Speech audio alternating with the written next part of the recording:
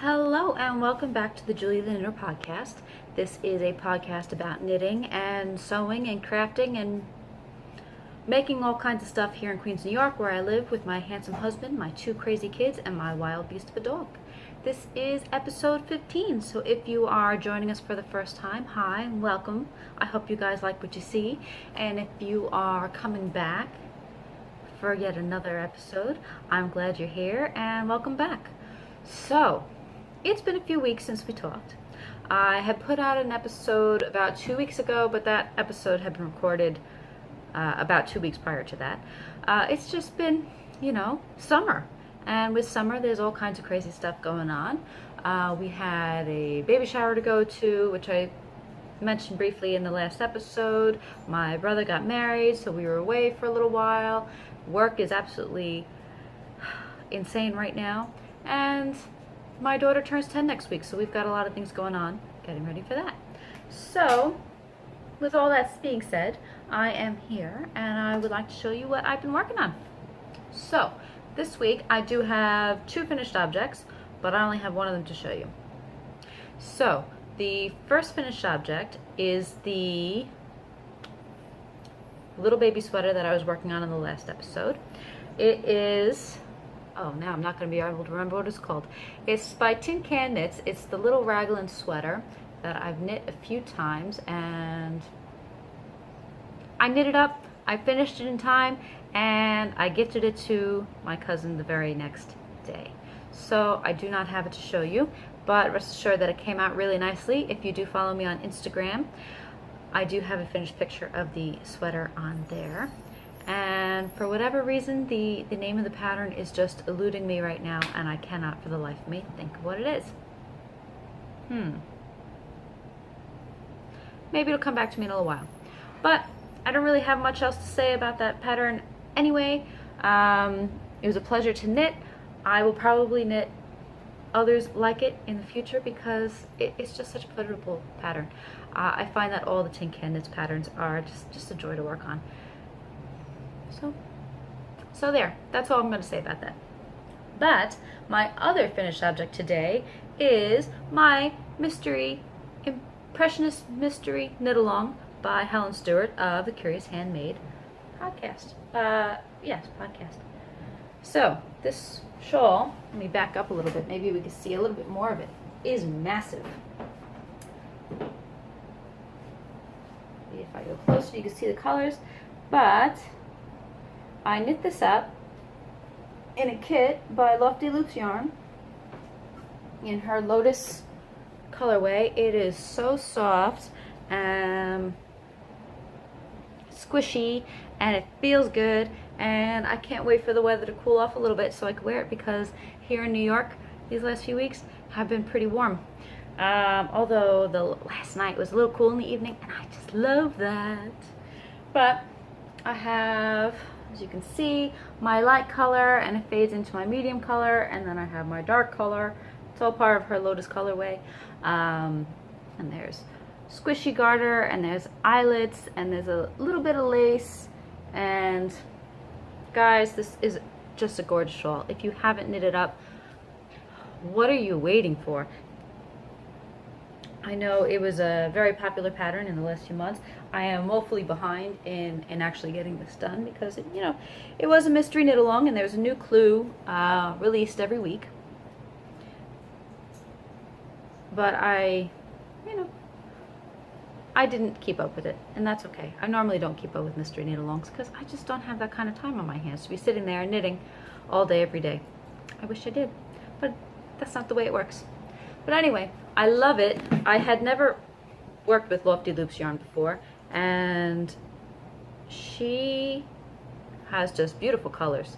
And the yarn feels so nice. It was such a pleasure to knit with.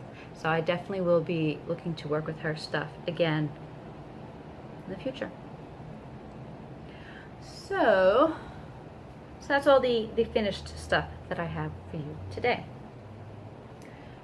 One more shot. I know, it's just beautiful, and I really love the little picot edge. I gave it a fairly gentle blocking. I probably could have given it a more aggressive blocking to really make the little picot points stick out.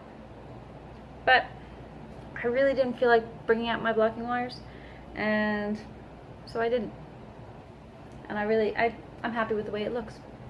It's big and it feels good, and I use really nice smelling wool wash to block it, and it smells good, so I can't wait to use it. There, that's my finished object to show you guys this week. So what have I been working on? Quite a few things. So I know this has not made an appearance on the podcast for quite some time, and because with everything going on, it hasn't really gotten much love. But once I cast off that shawl, I really didn't have anything mindless on the needles to work with, and I kind of just needed something that I didn't have to think too hard about. So I got some work done on my granny stripe crochet blanket. I absolutely love working on this. It has just been so nice to have it out again. I know it's like 1,000 degrees out, and having a big woolly blanket in your lap is not, it's not the first thing I would think of to work on, but it's been nice. So the last time that this made an appearance, I was down, hold on, I'm just tangling some yarn here. I was down maybe about here with this turquoise and pink, and I put on a few rows. Now, I mean, maybe it doesn't look much like from here to here, but I'd say it's probably a good 3 inches. But this is also a very long blanket. It is big enough to fit on my queen size bed. So it had started off with a chain that was about 360 something stitches long, and I'm just doing a triple crochet stitch in each pattern, and I'm just for the most part using minis, not minis. I am using some minis, but for the most part I'm using scraps from projects that I finished. So I've got all these, leftovers of fingering weight yarn all over the place, and I've got a bunch of ends to weave in, as you can see, and I'm putting them to good use. So here it's a little manageable. You can kind of see the whole thing. It's a good size lap blanket at the moment, or a really massive scarf. I don't know, however you want to. I think it's a little too wide, long, length versus width. I don't know. The width of it at the moment is a little too wide, I guess, for a scarf. But it's been such a nice visit, I guess you could say, with my little blanket here. I am using a G-hook, crochet hook, and I was using your regular, I guess, Boyd or whatever, cheapo metal crochet hooks that you can get at any craft store. And you know what, it was fine, but I picked up a little Clover, it's supposed to be an ergonomic hook, and it's just got like a little rubber around the handle, and to be honest, it surprisingly makes a huge difference. It makes it much more comfortable. I find that I'm crocheting faster. My gauge hasn't changed, not that the gauge really matters so much with this project because it's just one big blanket. And with fingering weight, I mean, I would say some of the yarns are a little thinner than others, and some are a little bit thicker than others, and that's fine. It all kind of evens out in the end. But I love all the colors that are in here. There's a lot of bright colors, there's light colors, there's speckled colors, there's everything under the sun, and I just have really been enjoying working on it. Is anybody else working on a crochet granny stripe blanket? Are you enjoying it as much as I am, or have you put it all away for the summer? I hadn't worked on it probably since before Christmas, so it was nice to bring it out again, and nice to see all the colors. And it's very potato chippy. You know, you just want to do one more stitch or one more row, or let me just put in one more color. Let me just finish up this little bit of yarn. So I've just been loving it. Man, I feel like I'm just so full of love for all my projects today. That'll change. Don't worry. Don't worry. So next, hold on, I'm a little tangled here. 1 second.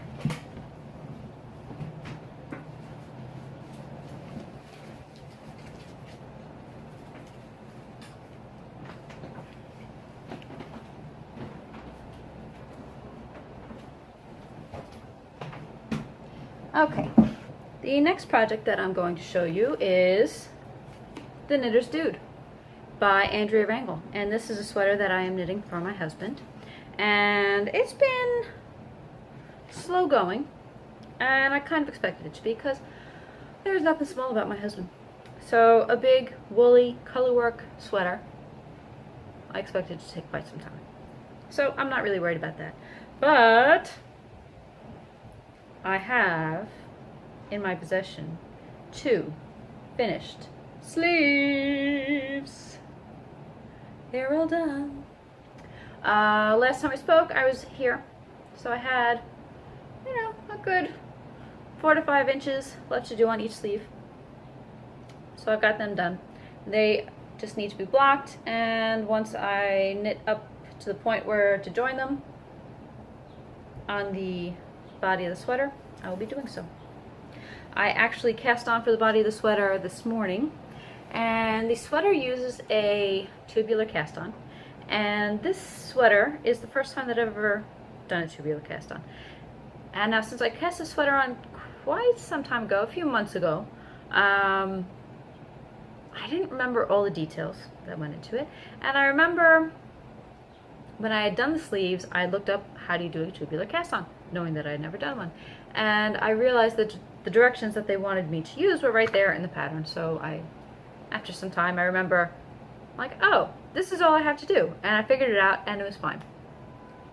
So, come to this morning, sitting there, and I'm looking at tutorials to do a tubular cast on.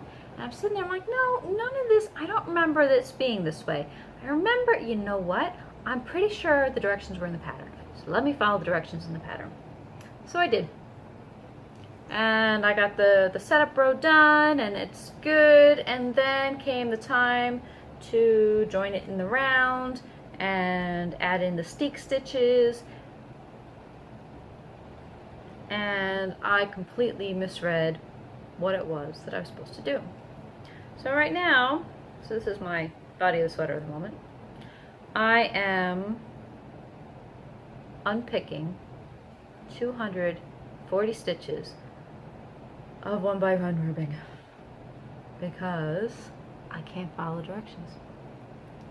I don't want to give too much away because it is a paid for pattern and it is not a free pattern, so I don't want to give away the secret sauce. But suffice it to say that after I cast on the stitches for the steeking stitches and I joined in the round, I misread, not that I misread, I misinterpreted the next set of directions. I thought that the slip knit stitches that you're supposed to do for the entire row until you get to the steek stitches was what you're actually supposed to do for the steek stitches. So I did that, and then I got to this one little direction that just didn't make sense. I'm like, am I supposed to just do this for these next 5 stitches? That doesn't make any sense. So then I spent the rest of the morning looking up how do you set up steek stitches, and of course all I could find was how do you reinforce your steeks after they're already knit. So I put it down for a while. I got some other stuff done around the house, and I realized, Julia, you are an idiot. You were just supposed to knit those steek stitches, like it says right there in the pattern. You're going to knit these stitches every single row, and you're supposed to do that slip knit, etc., for the entire ribbing row, the ribbing part of the row. So unpicking 240 stitches of 1x1 ribbing is not my ideal way to spend a Saturday morning, but that's what I've been doing. Now that I know what I'm going to be doing, I think it'll be smooth sailing from here on in, because it's a few rows like this, and then I change to something else, and it's pretty straightforward from there. To be honest, it was such a stupid mistake, and I feel like such a bonehead, because I'm just like,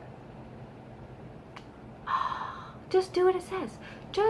Why can't you just read what the pattern says? I don't know. That's all I got.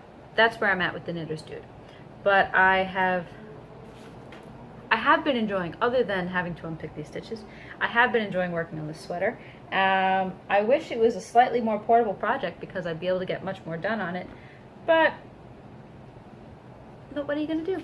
That's just the nature of the beast. Now, working on that, as I mentioned, is not the most portable thing. And so I kind of needed something that was portable. So, what is the most portable project that you can think of that I just am always working on, and surprisingly haven't had on the needles in quite some time, but a pair of socks. I am knitting just a plain vanilla sock out of this yarn that I have been kind of just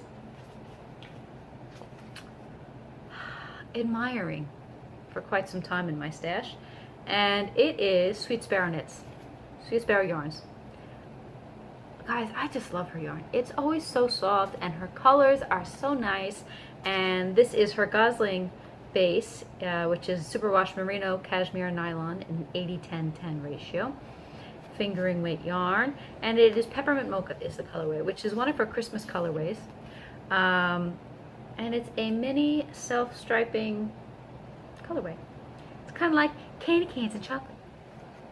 I don't care that it's Christmassy and it's July. I'm loving it. So it's got these little stripes with browns, and this, it's like a white and pink and red speckle and the alternating colors. And I just did a twisted rib 1x1 cuff. And I just did a stockinette leg and my standard heel flap and gusset for heel. So I'm actually losing stitches, so let me just pick those up real quick. And I'm actually working on the gusset decreases at the moment. But this yarn has been such a pleasure to work with. I am knitting it up on my signature needle DPNs in a size 1, which is 2.25 millimeters for our European folks, I guess actually for the folks in all the rest of the world, because we are the only people in the world who don't use metric measurements. But there you go. I'm just keeping this one, my spare needle, in my sock for when I'm ready. But yeah, so I'm just working on the decreases. I'm not in any rush to get this done. It's just been kind of my project that I keep in my bag. So when I have a few minutes and I'm out, I work on it. I get a few rows in here, I get a few rows in there. I've probably even worked on it for like 2 weeks on and off. But to be honest, I've had so much going on, and by the time I get home at night, I'm freaking exhausted. I have a pretty lengthy commute to work every day, and I drive, so it's not like I'm on the train where I can work on my knitting on the train, which would be nice, but it's not practical for what, because I have to pick my daughter up on the way home, so I'd have to like take a train here and get a car to take me here and then back to the train to get to the rest of the way home. What's the point? So I just drive. Yeah, so I spend a lot of time in the car. So I've actually been enjoying audiobooks in the car on my commute. I'm saying a lot this week. I'm sorry about that, guys. You'll just have to bear with me. I just started listening to a book called The Gentleman in Moscow. I'm only a few chapters in. I'm not sure if I love it, which stinks. But in all honesty, I'm not the kind of girl that doesn't finish a book. I could probably count the amount of books that I haven't finished ever on my one hand, because I'll stick with it. I'll stick with it in the hopes that something will happen. So I don't know. I'm hoping it gets good. It's historical fiction, which I do enjoy most of the time. And it's about this guy. It's 1922, and he has been exiled, if you will, to a hotel room in Moscow. I think he got sentenced there because he was in with the Bolsheviks, or was against the Bolsheviks, and the Bolsheviks, whatever, whoever's in power. I don't know. But so far, so good. I am enjoying it. It's slow going. It's actually beautifully written. Funny to say when you're listening to it on the audio. Aside from that, I'm also reading The Last of the Mohicans. I like to have a book to read. I like to read the classics. The Last of the Mohicans is pretty good so far. It's surprisingly a quick read. That's all. That's my reading update for you guys. But that being said, that's all the knitting I have. However, I do have some sewing to talk about. And it's not really a happy story with my sewing. So as you all know, I have been working on the Sweetheart dress by Leela in June, and I was planning to wear it at my brother's wedding. I think I mentioned last time that I was having some fitting issues with the bodice. And before I put the lining in, I'd asked my husband to help me out to, just so I could pin it and make sure, make any changes that I need to do before I put the lining in and got it all together. And he said it was a little too snug, so I let out all the seams, and I did the same with the lining, and I put it all together, and I went to go try it on to figure out where I wanted the hem to be. It was all sewn up, the zipper was in, the lining was in, everything was good. I just had to do the hem. It was massive on top. It was just so big, and not in a way that looked good. So I'm like, all right, well maybe if I just put in a dart before I sew down the lining, before I attach the lining to the skirt, maybe if I just do a dart here,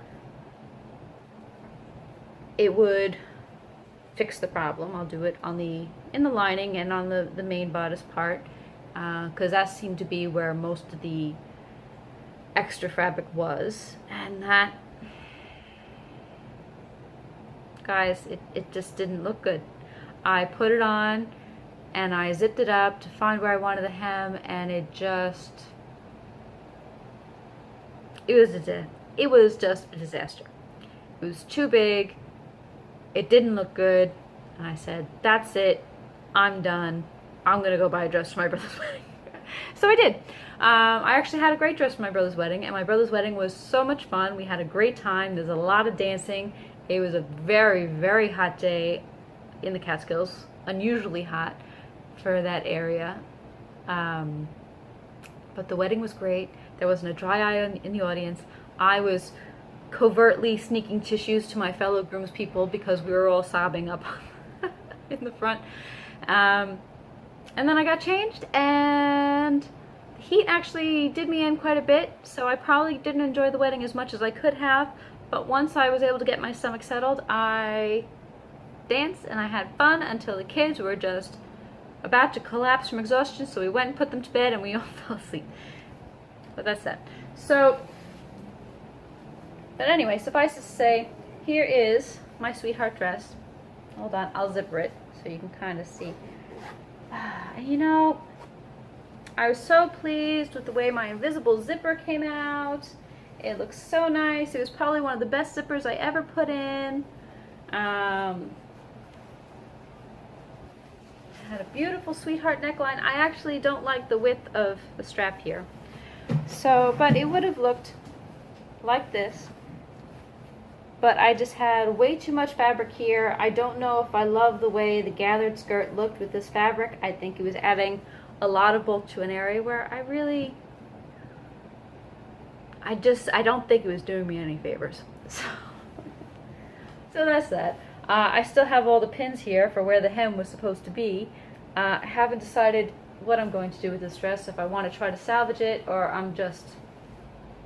I think this is just not meant to be honest. I think I'm just going to have to toss it, in all honesty. Which is a shame. Maybe I'll put it in like the Goodwill box and donate it. Let somebody else get some use out of it. So that's it. That is all that I've been working on. I do have some ideas for sewing projects going forward. I would love to make the penny dress by Colette Patterns, which is it's got a very 1950s silhouette, but it's like a shirt dress. And there's two versions of it. There's a sleeveless one with like a faux belt, and it would be kind of like gathered fabric that goes here, and the skirt is like a semi-circle skirt. And I like a circle skirt. The other version is short sleeves, and it's got pockets here, and it's got a gathered skirt. Now I'm thinking, because I believe the different pieces are interchangeable, I'm thinking about doing the version of the top of it with the sleeves and doing the circle skirt bottom. I don't know if I'm going to do the faux belt. I have to see what it looks like without it. That's what I'm thinking. But I have this really nice blue floral fabric that I think I'm going to do it with. I'm also thinking Sew Over at London had put out a penny dress around the same time, and it's a similar style. Surprising. They both put out patterns with the same name that are a similar style around the same time. I like the Colette pattern, and I like that I don't really have to do too many fitting adjustments with Colette patterns. They tend to fit my bust well, which I like. So I don't want to have to worry about doing a full bust adjustment. So I think that's actually probably why I would go with the Colette pattern as opposed to the Sew Over It one. I think the Sew Over It one doesn't. I think I'd have to do a few adjustments in the bust area. So that's all. That's all. I don't know when I'll start that, but that's on my radar. There's a few dresses on my radar. That's all I got. So I hope you guys enjoyed this episode. It's kind of a quickie just to show you all the stuff that I'm working on, and I hope you're enjoying your summer. What do we got going on? My daughter is going to be 10 on Friday, so we are having a sleepover party next weekend, so we're going to be getting a whole bunch of stuff together for that, and it's going to be awesome. And then tonight my husband and I are going out on a date, and I can't wait. And that's all. That's all she wrote. So I hope you guys have a wonderful weekend. Enjoy the weather, and I will talk to you all soon. Bye!